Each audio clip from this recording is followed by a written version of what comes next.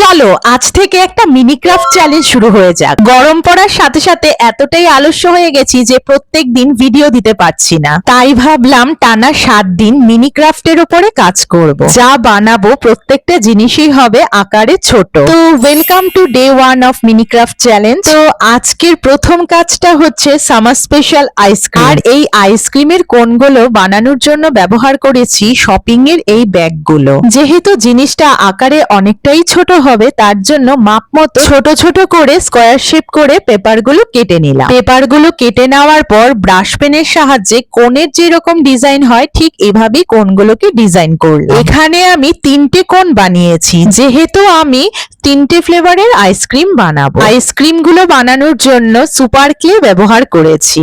এখানে vanilla, strawberry আর chocolate ফ্লেভারের ice cream বানিয়েছি। আর তোমাদের কোন আইসক্রিমের ফ্লেভারটা সব থেকে বেশি প্রিয় অবশ্যই কিন্তু জানিও।